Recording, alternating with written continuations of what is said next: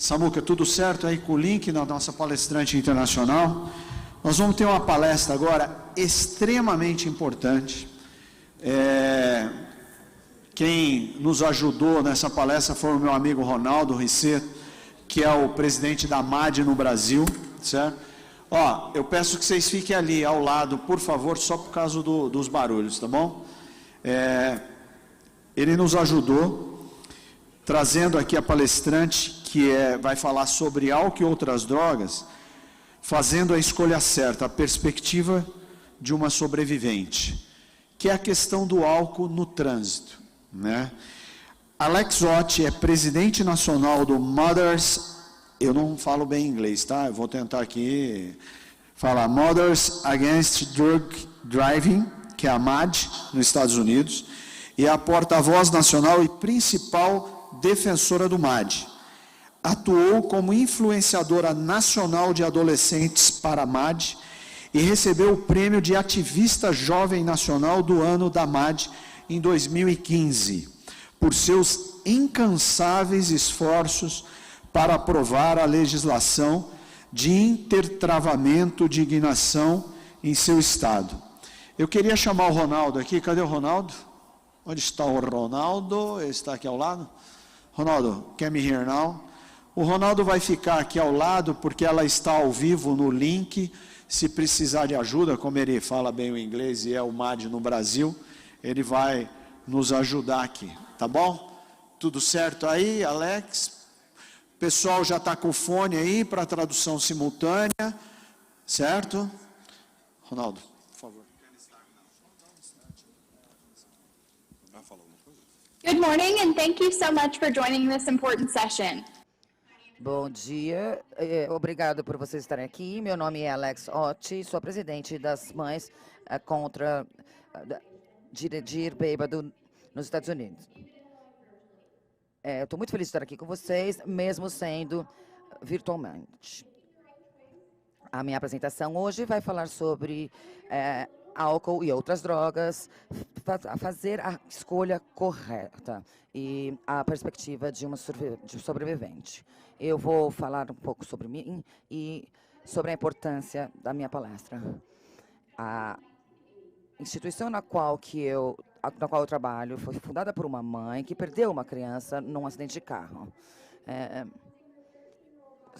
Depois que ela perdeu sua filha de 13 anos, Carrie, ela se juntou a outras mães e falaram sobre o impacto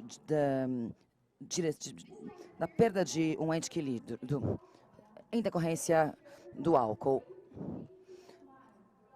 Junto com outras mães, elas começaram a contar a história de seus filhos para conseguir conscientizar outras pessoas. O que aconteceu com a Carrie fez com que ela pensasse numa forma de ajudar os outros a não passarem pelo que ela passou.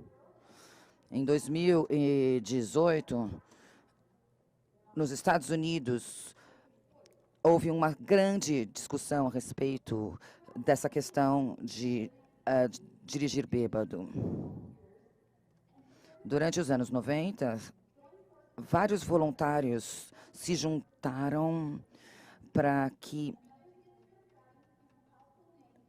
o que aconteceu com a Carrie não acontecesse com outras mães.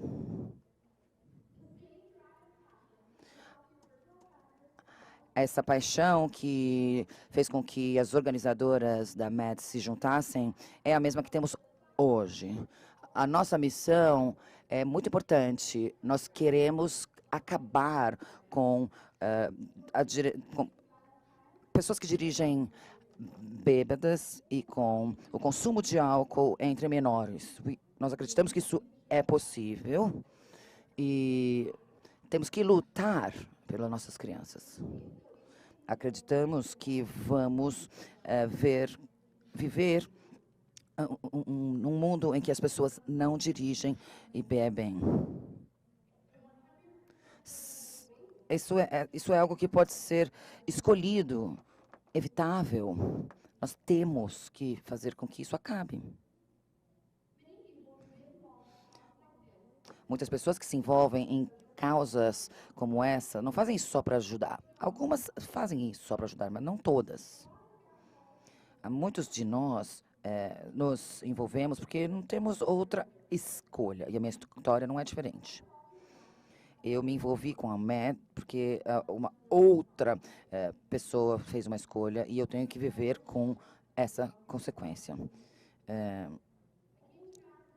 12 anos atrás, eu visitei a MED pela mesma razão que muitas pessoas o fazem.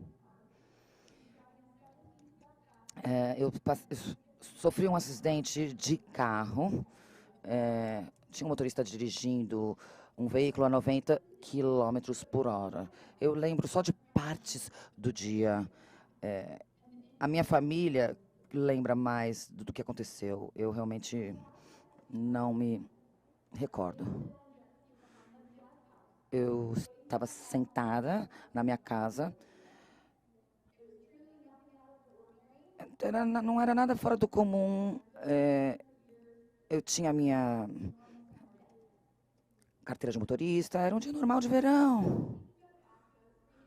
Eu vi um carro super rápido e não entendi o que eles tentaram fazer.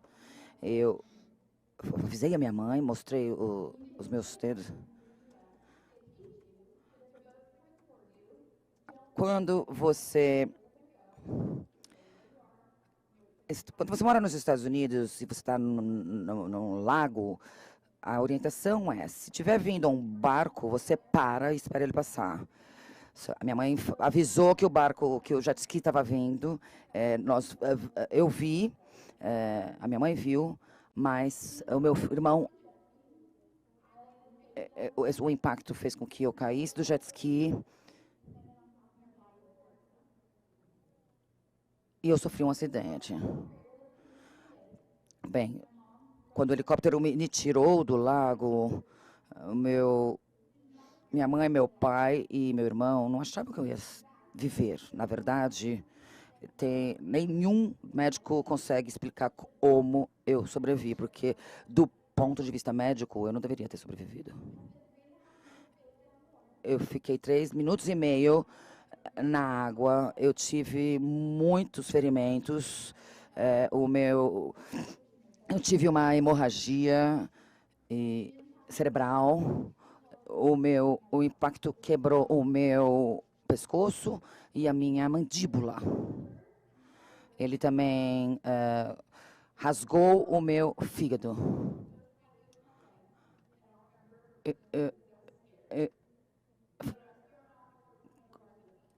Eu levei as manoplas do jet ski na minha mão. Eu tenho pinos nas minhas costas. A minha perna esquerda ficou em pedaços e a minha perna direita foi decepada. Eu passei por muitas cirurgias, fiquei 1 semana em coma e tive que reaprender a ler, escrever e me transferir de uma cama para uma cadeira de rodas. Depois de 3 meses na cadeira de roda, a minha prótese chegou.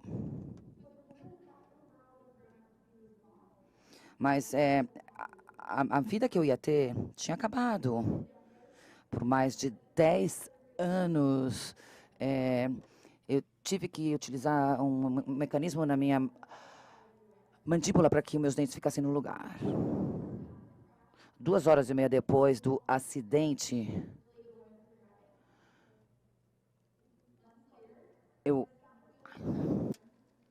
Meses depois, no tribunal, o cara que tinha causado o acidente disse que não tinha culpa. As leis sobre bebida no meu estado naquela época deixaram tudo mais difícil. Então, embora o cara tenha me atingido com um barco em vez de um carro, ele quase me matou. Da mesma forma, ele tinha uma longa história de beber e dirigir. Ele pagou uma multa de 200 e poucos dólares. E embora ele já tivesse sido pego bêbado dirigindo carro e barco várias vezes. Se eu pudesse voltar no tempo, será que eu faria algo diferente? A minha resposta é não. Eu não fiz nada de errado. Eu estava ali, eu tinha minha licença para pilotar o jet ski.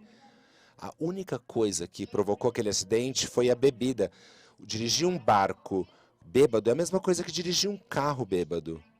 Ele fala que ele não tinha intenção de me matar, mas ele fez uma série de escolhas que levaram à minha quase morte.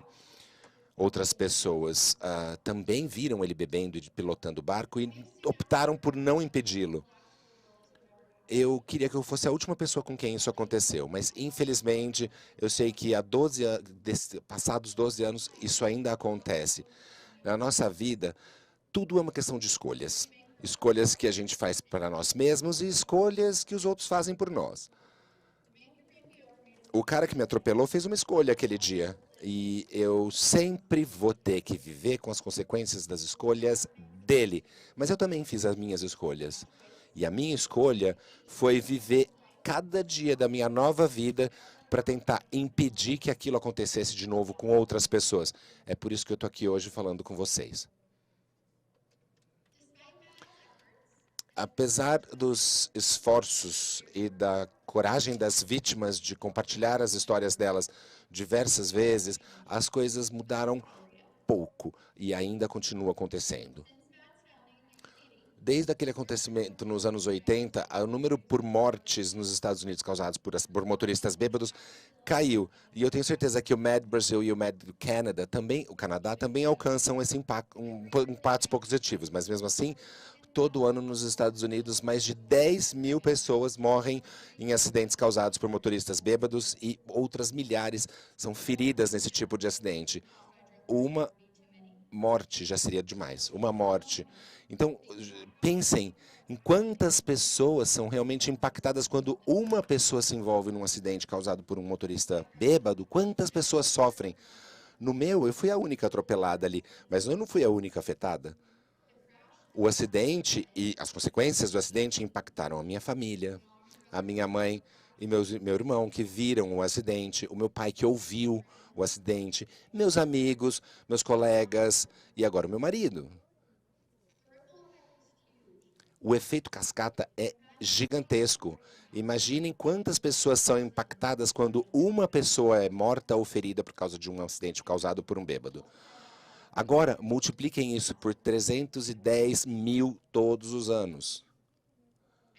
São milhões de pessoas. Nos Estados Unidos, a cada 2 minutos, alguém se machuca num acidente causado por um motorista bêbado. A cada 51 minutos, alguém morre. A cada 51 minutos. O álcool ainda é o maior assassino das estradas americanas. Em média, 2 a cada 3 pessoas acabam sendo impactadas por motoristas bêbados ao longo da vida de alguma forma. E se fosse você? E se isso acontecesse com alguém que você ama? Nós temos que parar com isso antes que isso aconteça com pelo menos todos nós ou com alguns de nós. Embora ainda o álcool seja o maior assassino das estradas americanas, não é só mais o álcool, não. E não é só as drogas também. Tem outras substâncias ilegais, não só o álcool. Então, por exemplo, remédios controlados. Droga, maconha também pode afetar o motorista, principalmente quando a maconha é combinada com o álcool.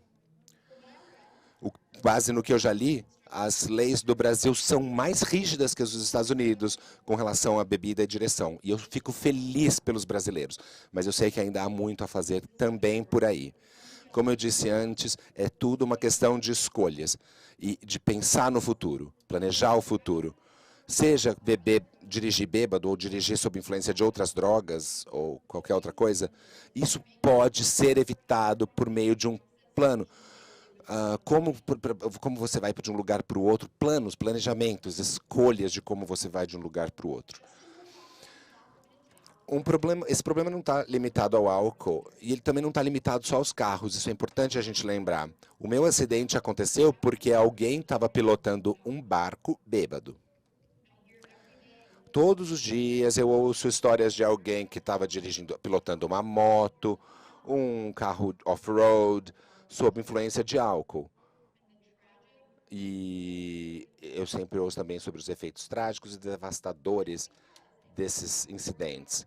Não é só porque um veículo não tem direção e 4 rodas, não significa que ele é seguro para operar quando você está sob efeito de substâncias. Então, por favor, tenham isso em mente. Aqui é verão, aqui nos Estados Unidos agora, é a época que a gente tem mais acidentes. Também tem uns feriados grandes, tipo Memorial Day, o 4 de julho. E são os dias mais mortais do ano. São os anos, assim como no Brasil, são os feriados, quando as pessoas mais morrem nas estradas por vários motivos, principalmente por causa de bebida e direção. Então, a gente tem que garantir que as pessoas tenham segurança, principalmente nessas datas. É nossa responsabilidade garantir a nossa segurança, é garantir que a gente tem segurança para operar um barco, um carro ou qualquer coisa. Antes de a gente ir para algum lugar, a gente tem que planejar o nosso deslocamento para evitar esse tipo de coisa. Agora que eu já falei sobre o problema, eu queria falar um pouco sobre como a gente pode consertar esse problema.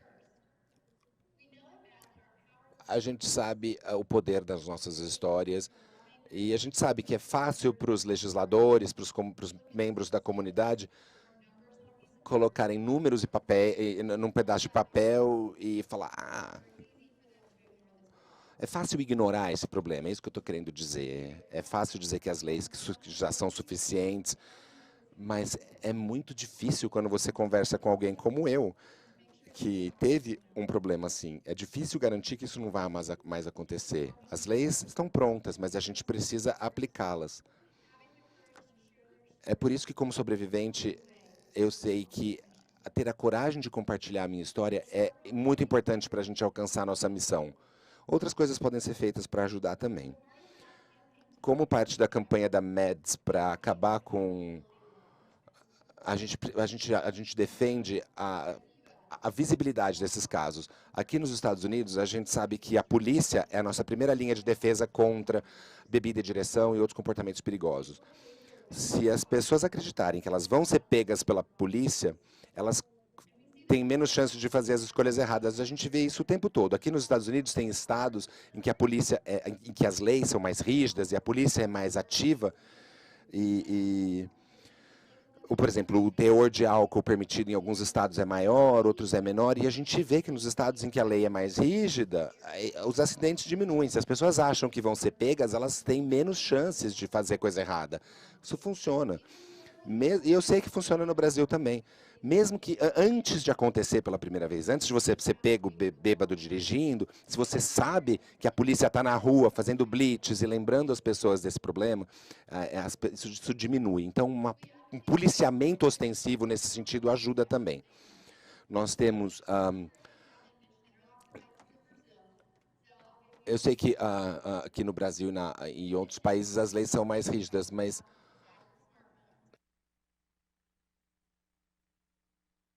Existe um negócio que é como se fosse um bafômetro. O bafômetro que ele faz é o seguinte, vocês sabem, você assopra no bafômetro e ele fala com o teor de álcool na sua corrente sanguínea.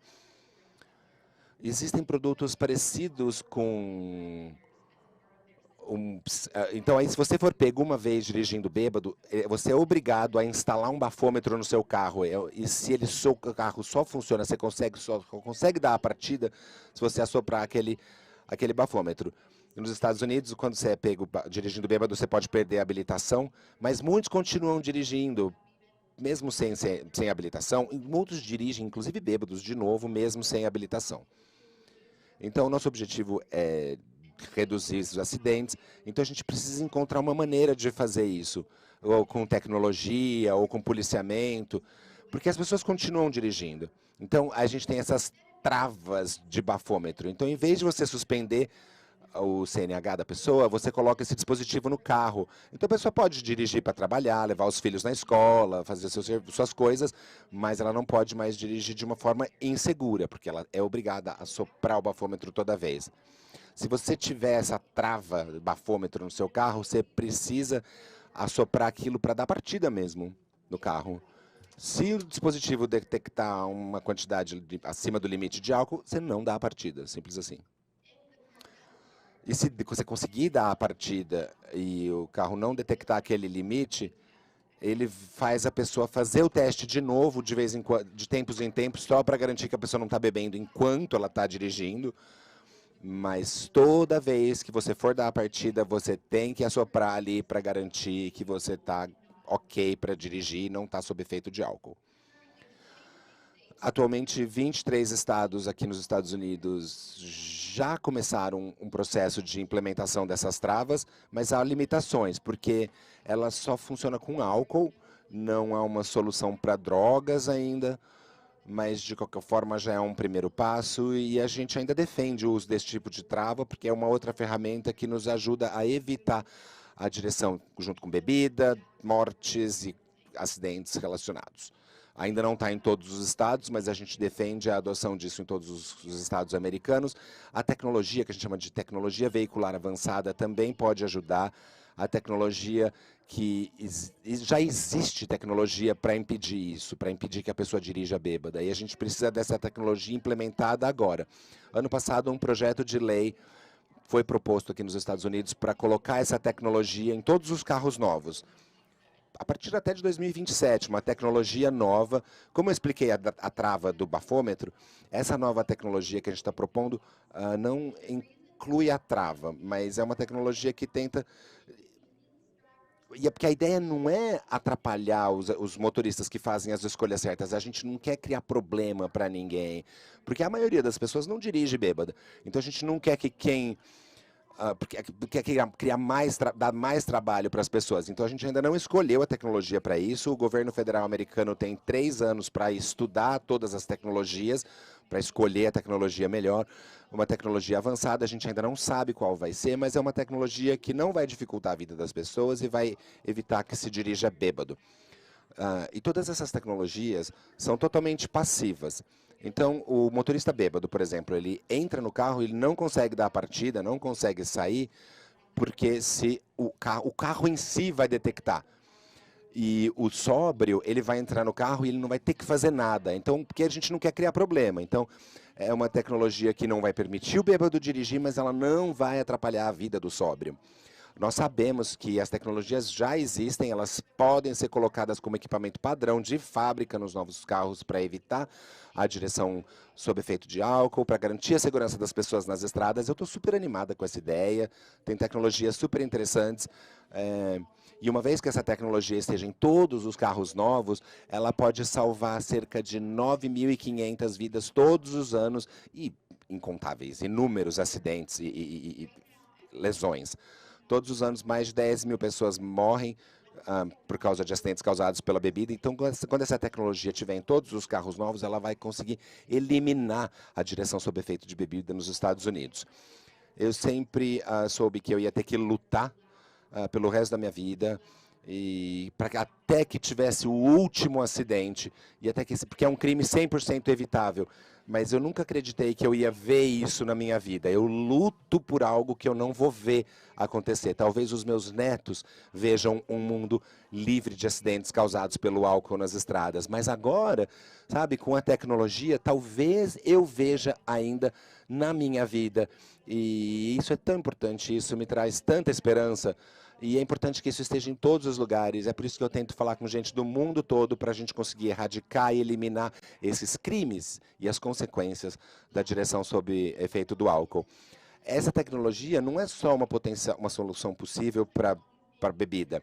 Algumas tecnologias também vão conseguir detectar drogas, o efeito de drogas, porque as travas bafômetro não conseguem, e essa nova tecnologia talvez consiga. Elas podem conseguir também identificar motoristas sonolentos, distraídos e tal. Essas tecnologias já existem, elas podem ser implementadas. Enquanto isso não acontecer, mais e mais gente vai continuar sendo morta por esse crime 100% evitável. Então a gente não pode parar, a gente tem que continuar defendendo a adoção de novas leis, novas tecnologias, novas ferramentas para evitar isso. Eu sei que não importa quantas leis a gente aprove, quantas tecnologias a gente tenha. Claro, e não importa quanto a gente conte uma história triste como a minha, dirigir e beber ou beber e dirigir é uma escolha. E sempre vai ter gente irresponsável que vai fazer essa escolha, não importa o que a gente faça. Vai ter gente que vai dar um jeito de burlar a tecnologia, burlar a lei. As pessoas sempre acham um jeitinho. E é por isso que a gente também defende sempre campanhas de conscientização do público e apoio nesse sentido, porque a gente nunca vai poder abrir mão disso. A gente também defende pesquisas avançadas para que a gente entenda o problema real da direção sob influência de substâncias e como lidar com isso, porque a gente é um fenômeno relativamente novo também, a gente não sabe às vezes o porquê, como resolver, como impedir isso.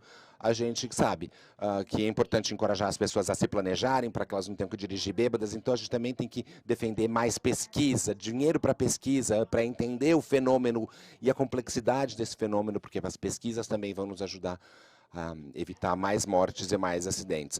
Todo mundo tem a responsabilidade de eliminar a direção sob efeito de bebida. Isso é uma responsabilidade de todos nós.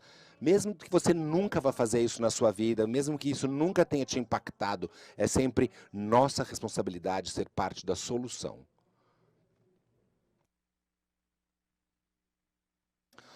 A gente também tem problemas para evitar o álcool entre menores, e isso começa com uma boa conversa. Sempre. Nos Estados Unidos, a idade para beber é 21 anos, a idade para começar a beber. E há muitos motivos para essa idade ter sido escolhida. É meio que a idade para o país inteiro, a idade para o país inteiro. Isso foi uniformizado nos anos 80 e 90. E o objetivo de evitar o álcool antes dos 21 anos é garantir o desenvolvimento pleno do cérebro e garantir que a pessoa tenha todas as ferramentas para fazer as escolhas certas na idade certa. A gente também tem programas para os pais, porque os pais são as maiores influências dos adolescentes, principalmente em relação à bebida. Cabe aos pais e aos adultos ali ter essas conversas importantes com os jovens. Os pais às vezes falam que tem motivos para não começar com essa conversa com os filhos, porque eles falam, acho que a gente nem vai falar isso com as crianças, porque eles não vão ouvir. Mas as pesquisas mostram que os pais e os adultos confiáveis são as maiores influências das decisões dos jovens de beber ou não.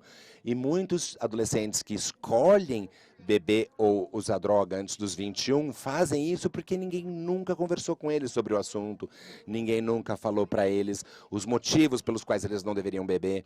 Então, é muito importante que os pais tenham essas conversas. A gente incentiva os pais e os cuidadores a terem essas conversas com os jovens, com os adolescentes, com os alunos nas escolas, explicar o porquê. Não adianta você falar, não pode. Você tem que falar, não pode porque o objetivo é proteger a si mesmo, os outros. Isso foi pensado para o seu benefício. A ideia por trás desse programa é fazer com que com que os jovens falem, os filhos falem o que eles acham, dar voz, ouvir ativamente os jovens e sentir que eles se sintam à vontade, fazer com que eles se sintam à vontade para falar sobre as expectativas deles, os amigos. É que preciso criar um espaço confortável pro jovem, para que o jovem se sinta à vontade para conversar sobre isso, sem pressão, sem cobrança, um lugar seguro, porque é aí que você vai tocar o coração desse jovem e convencê-lo. Pode ser assim no final do ensino fundamental, ensino médio, mas depois que eles passam do ensino médio, também essa conversa não adianta. Não adianta muito. Nunca é cedo demais para ter essa conversa. Então é importante começar de uma idade pequena e conversar desde pequeno e dar para eles um espaço, para que eles fiquem à vontade. Pode começar no ensino dos pequenininhos. Ensino fundamental? E você fala para a criança, assim, se você tiver em alguma situação que você se sentir pressionado, não se sinta, fale, converse, e nunca é cedo demais e nunca é tarde demais, na verdade. Pode ser no ensino das crianças, dos adolescentes e até nos primeiros anos da universidade. É preciso criar esse espaço em que os jovens se sintam à vontade para perguntar, para que eles compartilhem o ponto de vista deles e as preocupações deles. Se você abrir esse canal de comunicação franca com os jovens, os resultados vão ser muito melhores. Então, se vocês são pais, professores, encontrem um espaço para conversar sobre isso. Pode ser no caminho para a escola, na mesa do almoço. Sempre é importante achar esse espaço para conversar sobre isso e falar como isso impacta o futuro de um jovem, o futuro de qualquer pessoa. Tenham essas conversas com os jovens. Os nossos programas Power of Youth também tem a ver com prevenção da bebida na adolescência, entre jovens, e esse programa tenta lembrar sempre os alunos, é um programa para as escolas, lembra os estudantes de que as escolhas que eles fazem agora afetam o cérebro, o desenvolvimento e o futuro desse jovem. Isso é importante não só porque a lei, tem uma lei proibindo bebida a determinada idade. Há informações científicas dizendo que é importante se abster do álcool e das drogas até os 21 anos. Eu sei que aqui no Brasil deve ser diferente, nos Estados Unidos é 21, mas há muitas pesquisas apoiando isso, justificando essa idade. Então a gente fala com os pais sobre isso. Não importa o nível de álcool que seu filho vai consumir quando ele for para a faculdade, por exemplo, não tem um nível totalmente seguro. Então, se você deixa seu filho beber em datas especiais na sua casa, quando ele sair da sua casa, esse jovem pode beber todo fim de semana.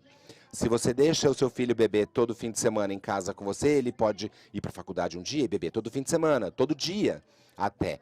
A gente sabe que quanto mais cedo começa a beber, maiores as chances de virar dependente de álcool, ou até de dirigir bêbado no futuro. Então, é por isso também que é importante ter essas conversas e garantir que seus filhos saibam que eles têm o poder de fazer as escolhas certas e que as escolhas que eles fazem agora não são limitadas à escola e à infância, à adolescência. As escolhas que eles fazem agora terão um impacto no futuro de longo prazo dessa pessoa, desse jovem.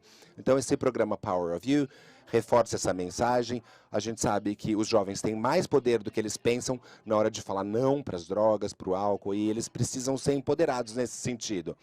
Esse programa Power of Youth também traz evidências científicas sobre os malefícios do álcool, da droga. Ele tem informações científicas e recursos para resistir à pressão dos amigos e para realmente capacitar os jovens a darem o primeiro passo e serem, inclusive, uma influência positiva no seu círculo.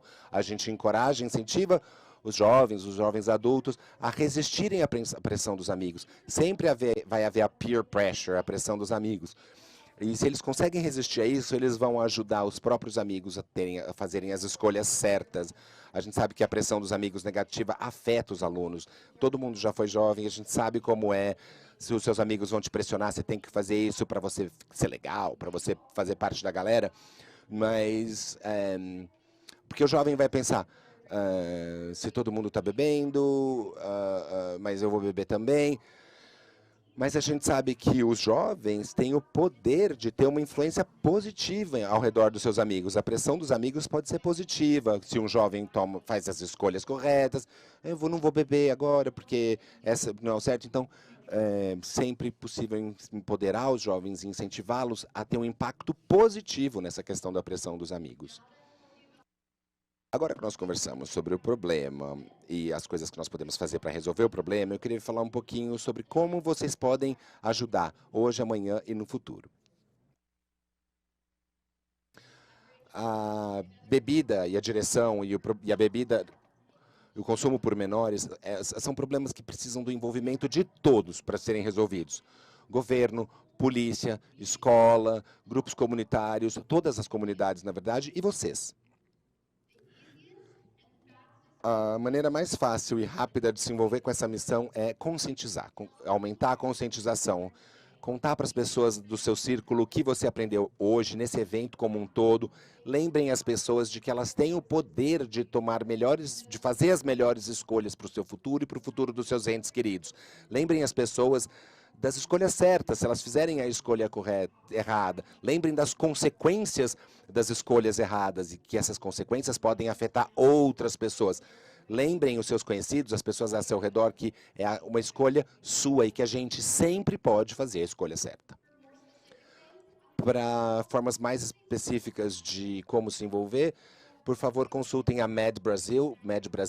A gente tem capítulos para os Estados Unidos, para o Brasil, para outros países. A MED pode ajudar vocês a identificar as necessidades locais e a melhor maneira de usar as suas habilidades, as suas histórias, os seus recursos para conscientizar a sua comunidade.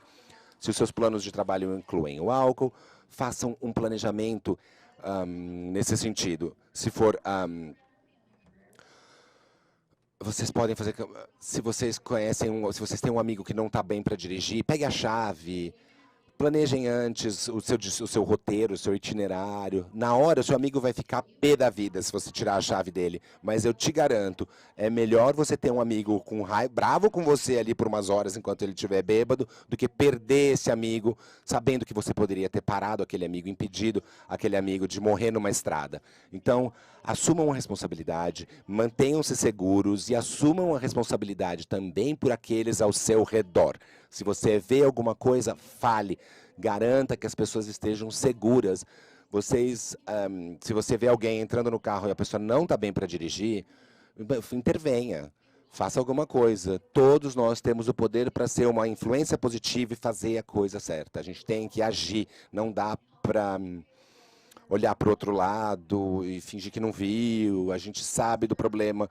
E isso começa sempre com as escolhas. Dirigir bêbado é uma escolha. Então, muito obrigada por participar, por me convidarem. Eu incentivo que vocês conversem com a MED do Brasil e saibam mais sobre como participar.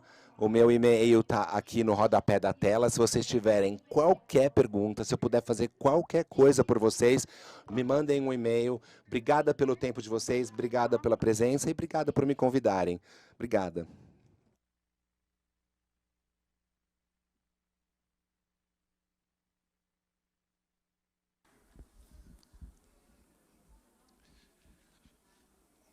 Hi, Alex. This is Ronaldo. Unfortunately, we cannot see each other, but I can see you. You're looking good. Eu fico muito orgulhoso de fazer parte da MED e eu espero que a gente possa começar com um trabalho semelhante aqui no Brasil, semelhante ao que vocês fazem no Brasil, nos Estados Unidos e no Canadá. Muito obrigado pela sua presença aqui. Nós que te agradecemos. Imagina, eu que agradeço vocês pelo trabalho de vocês, pelo trabalho que vocês fazem. Eu quero ver mais gente envolvida com essa ideia. Obrigado, Alex. Obrigada, contem comigo. Ronaldo Risseto, é um grande estar aqui com vocês. Sou responsável no Brasil da introdução do capítulo Brasil, né, do MAD, Mother Against Drunk Driving, que originalmente seria mães contra os motoristas bêbados, quando eles não tinham realmente a intenção ou não conseguiam entender o que era o problema, né? O problema não eram os motoristas bêbados, mas a droga, a bebida. E nós estamos no Brasil há 2 anos, estamos desenvolvendo os trabalhos pouco a pouco. Vocês imaginam que nós chegamos com grandes planos e nos encontramos no início da pandemia. Obviamente, todas as coisas tiveram um capítulo um pouco mais lento, mas nós estamos andando. Nós temos o apoio muito forte do governo federal através da Senapred, que nos ajudou bastante nesse início. Temos uma série de pessoas que trabalham, vamos dizer assim, elas talvez nem percebam, mas elas estão com a gente o tempo todo, pessoal da BEAD e tantas outras organizações, Uniar e tantas outras organizações que estão sempre conosco. A MAD Brasil, vocês ouviram a Alex, então vocês conseguem entender exatamente o que é o programa, né? No Brasil nós estamos introduzindo os programas de prevenção, que é o MAD Pais e o MAD Jovens, e estamos também com iniciamos o trabalho de programa de apoio às vítimas, que é o Victim Service. Tivemos algumas experiências, mas estamos todos num processo inicial, em andamento, num processo inicial. Nosso maior trabalho, e é por isso que eu estou aqui, obviamente, é reduzir, eliminar o consumo precoce, né? E nós entendemos isso, que para que uma nova década de trânsito mais segura, para que nós tenhamos motoristas mais sóbrios, nós temos que dar à nossa juventude, né, uma educação maior e preveni-los que iniciem antes do tempo, né, se pode se chamar assim, né?